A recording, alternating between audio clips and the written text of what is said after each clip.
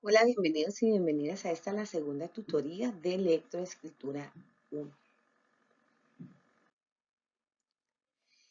Vamos a analizar el video número 1, que en realidad está bastante interesante y habla de qué significa enseñar estrategias de lectoescritura. Bueno, em, en realidad se llegaron a varias conclusiones muy interesantes. Dice que lo más importante es que la comprensión del texto tiene que ver con las operaciones que realizamos sobre ese texto, las experiencias previas antes de iniciar esa lectura y que lee el texto según la afinidad para que proceda la información de una forma particular. Llega un momento donde hay un umbral de nuestras sensaciones para entender la lectura. Bueno, ¿qué quiere decir todo esto? Quiere decir que para que podamos tener una lectura comprensiva, una lectura que en realidad podamos entender, tiene que haber alguna afinidad. Esto es un poco complicado, ¿verdad? Porque muchas veces las lecturas pues no tienen esa afinidad para nosotros. Sin embargo, dice esta autora que el mayor umbral de la comprensión lectora que se puede dar es cuando tenemos esa afinidad, cuando tenemos conocimientos previos antes de iniciar la lectura y entonces también el lector es el que elige qué información es la que va a ir sustrayendo de esa lectura. Entonces se habla de tres aspectos. Saber de lo que se está haciendo, encuentra interés de lo que está haciendo y percepción de las competencias racionales y las expectativas. Entonces, todos esos aspectos son fundamentales para la comprensión y el hecho, sobre todo las expectativas, el hecho de saber y decir, bueno, esta lectura puede tratar de esto y al final decimos, no, no era de eso, en realidad el camino era por otro lado. Entonces, esos análisis son muy importantes para estos procesos lectores. Dice que se necesita, algunas estrategias podría ser que necesita releer el texto. Pensamos, o sobre todo las personas estudiantes piensan que leer una vez el texto, eso quiere decir que ya, entendí o no entendí. No, se tiene que dar una relectura del mismo, porque muchas veces en la primera lectura, en el primer barrido que hacemos, no encontramos datos importantes. Entonces, es fundamental para comprender definitivamente una lectura, es hacer releerla, ¿verdad?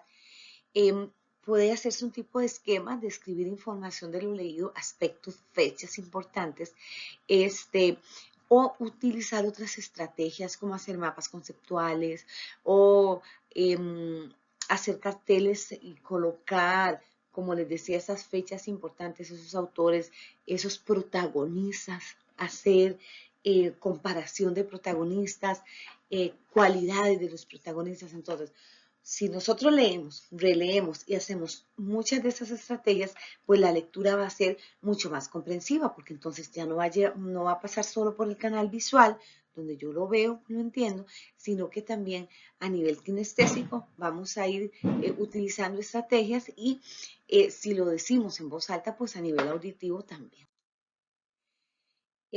Se habla de los niveles de la comprensión, lo que es la decodificación, la comprensión, uso de los textos y lectura crítica. La decodificación es todo este proceso de poder desarmar. Comprensión es comprender el texto, el uso del texto es cómo con nuestras experiencias previas podemos utilizarlos y llegar después a hacer una lectura crítica. Ese es como el procedimiento más elevado. Casi que nosotros en lo que es primaria se llega a lo que es la decodificación, ¿verdad? Y un poco a lo que es la comprensión. Sin embargo, lectura crítica, pues ya son niveles bastante profundos de la lectura que ojalá pudieran ser llegados a llevarse a cabo. Vamos a hablar específicamente de la decodificación. Dice que ese es un proceso mediante el cual se accede al sistema simbólico del lenguaje escrito, que es el alfabeto o abecedario. Captación de los mensajes a través del código escrito. Esta decodificación es eso que nos hablan los grandes autores que nos hablan de neurociencia, de que la palabra está formada por fonemas, que los fonemas cuando los vamos uniendo van haciendo, se nos van haciendo palabras, luego se nos hacen oraciones, textos y luego libros. y entonces, o lecturas más profundas o más extensas. Entonces, esta decodificación es la capacidad del cerebro de poder desarmar, de poder ir leyendo esas palabras y poder ir comprendiendo. Importancia de la decodificación en la comprensión lectora. Dice, bueno, lo que les decía, decodificación de letras, de signos, entre otros, y las conexiones para comprender el texto, las conexiones que se van dando en el texto, el, una. Entonces, ya vamos decodificando, vamos usando las conexiones y vamos a poder decodificar lo que nos están indicando.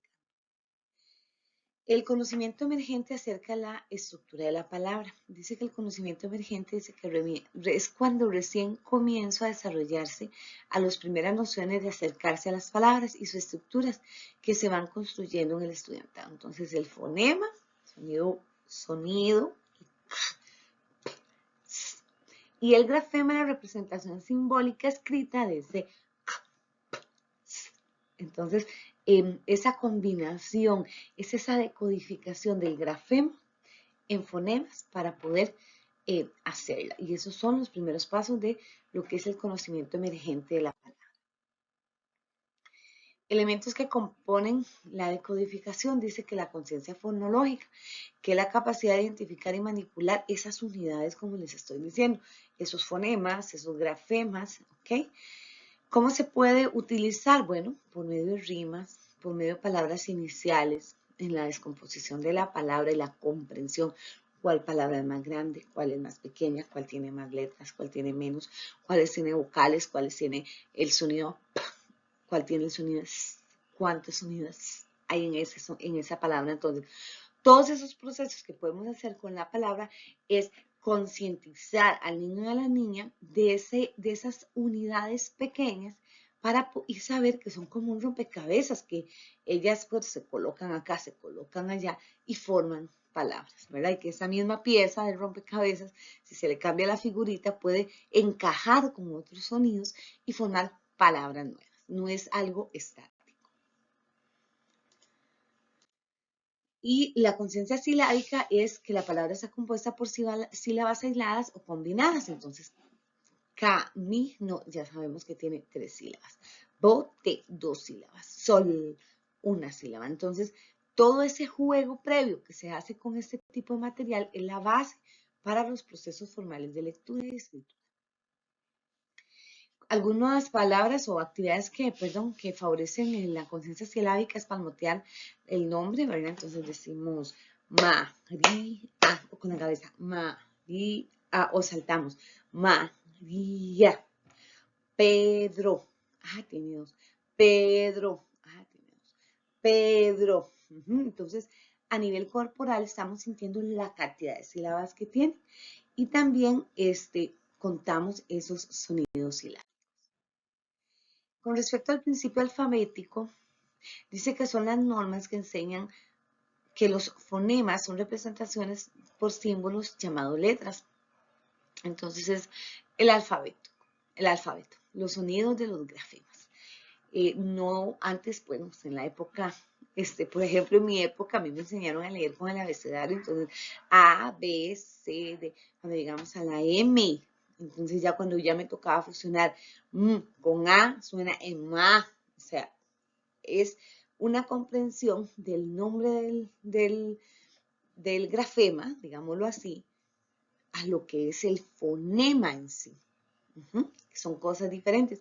Hay sonidos muy similares, por ejemplo, las vocales, que a como suenan de nombre, pues suenan a nivel fonético. Sin embargo, esto no ocurre con todos, entonces ahí es donde se pueden dar las confusiones. Actividades que favorecen el desarrollo del principio alfabético. Actividades con el nombre propio del alumno, actividades de bingo, armapapeles. Actividades de bingo son, pues, puede ser bingo con sonidos, armapapeles. En el libro viene un ejemplo, entonces se coloca la palabra y luego se coloca debajo unos papeles para poder armarlo. Reconocimiento de la palabra. Es la capacidad de reconocer palabras en un texto, palabras funcionales como el, la, un, y palabras de contenido que son los que tienen significado. Una mesa, ahí dice mesa y ya sabemos que es mesa. Actividades, banco personal de palabras, poemas, libros, copias textuales, fichas pequeñas con palabras, significado, fichas pequeñas con palabras y significados en ficheros. Ahora vamos a hablar de un tema muy interesante, la fluidez lectora. ¿Qué es la fluidez lectora? Es la capacidad de leer con rapidez, precisión y expresión apropiada. Hay que tener en cuenta estos tres elementos. Velocidad, reconocimiento automático de las palabras. O sea, ya yo no me quedo, ya yo pasé de esa decodificación de la palabra a comprender que ahí dice cama, con solo dar un golpe de vista, perro, pez, y precisión de codificación acerca de la palabra, la precisión, ¿verdad? Ese es el segundo elemento. Entonces, ya sabemos que esa palabra es de acuerdo a la oración. Y expresión, uso apropiado del parafraseo, tono y todos los elementos de la prosodia, que son fundamentales para esta fluidez lectora. Ya con esos tres elementos es cuando nos tenemos que ir a investigar qué podemos hacer. Algunas consideraciones generales es que se debe iniciar en niveles muy básicos como preescolar y primer grado. Se piensa que la fluidez lectora es hasta que ya se tenga un proceso formal de lectura. Sin embargo, se puede ir iniciando en esta también proceso emergente en la fluidez lectora. ¿De qué forma? Bueno, por ejemplo, cuando el docente está leyendo, colocar una lectura, ya sea un papelógrafo o en una proyección de computadora, ir leyendo a una velocidad adecuada, con una adecuada precisión y hacerlo con el tono de voz adecuado. Entonces, ya vamos enseñándole al niño, a la niña, que esa es la forma correcta de leer. No es la lectura cancaneada que decíamos, ¿verdad? Mi, ma, me, ma. No, ya decimos, mi mamá me ama. ¿Verdad? Esos tonos, esas inflexiones que son precisamente importantes para este proceso de fluidez. Algunos ejemplos son leer por turnos en voz alta, ya cuando ya los procesos de lectura ya se han dado. La lectura silenciosa, la lectura repetitiva del mismo material, la lectura en eco, lectura repetitiva aislada por una grabación. Bueno, es muy importante esto de la lectura repetitiva porque vuelvo con lo de la decodificación, se cree que se lee ya. No, hay que dar procesos, hay que hacer relecturas y con respecto a la fluidez es probable que en la primera vez que leamos no logremos hacer todas las inflexiones, por ejemplo, de la voz. O la velocidad es muy lenta. Entonces, vamos adecuando la velocidad adecuada, vamos adecuando la precisión, vamos adecuando todos los aspectos para poder hacer la lectura. Lectura, grabarse en un teléfono, en una computadora, en un equipo de cualquier tipo. Ahora una tablet, ahora pues se cuenta con muchísimos equipos de este tipo. Y se puede entonces ir escuchando cómo es nuestra lectura.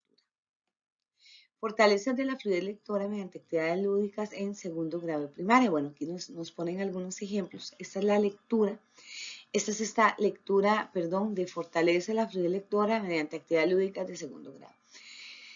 Nos habla de varias metodologías, sin embargo, a mí me llamó la atención esto, en la metodología de Mier del 2012, donde dice que la prueba de identificación de letras, prueba de lectura de palabras aisladas, prueba de lectura de palabras en texto, prueba de comprensión en texto. Entonces, vemos que este es un proceso, ¿verdad? También muy importante que se da el sonido, luego la palabra en texto y luego ya el texto. Entonces, esta es una propuesta muy interesante al respecto. Estas son acciones para la fluidez lectora. Por ejemplo, ¿cuál es la lectura diaria? Y las actividades lúdicas, todas las que podamos implementar. Acá nos da esta lectura una propuesta, por ejemplo, que un día a la semana se elija leer. Y entonces aquí ve cómo ponen actividades. Diagnóstico de la fluidez lectora, acercamiento y gusto por la lectura, sopa de letras. Una mentira, esta es una actividad muy a varias manos. Una actividad muy bonita donde dicen que cada uno va a decir una mentira de por qué no llevó una tarea, ¿verdad? Entonces la va a escribir y la va a leer. Entonces es muy chistosa, muy bonita. Tarjeta de préstamo, reglamento de biblioteca. Entonces pueden hacerlo una vez por semana. Y un tiempo determinado. Entonces, ve que se toma la fluidez lectora no como algo que se tiene que hacer, ¿verdad? De un momento a otro, sino que puede hacerse. Aquí vemos un registro de habilidades lectoras, entonces también aquí arriba se colocan habilidades y aquí colocamos el nombre del niño y si lo logró o no lo logró. Se pueden hacer una serie de actividades como obras de teatro, crear cuentos, libros de cuentos, préstamo en el aula. Lo más importante es darle interés a esa fluidez lectora, no pensar que es algo que vamos a ver de una forma esporádica o que el niño va a adquirirla solamente porque sí. Sí hay que dedicarle tiempo y hay estrategias muy valiosas que pueden ser usadas y en el libro Lectura en Construcción vamos a poder analizar otras estrategias. Bueno, muchísimas gracias por su atención. Recuerden que podemos evacuar sus dudas por medio del foro de dudas, por medio del foro también, y las espero en la tutoría. Gracias.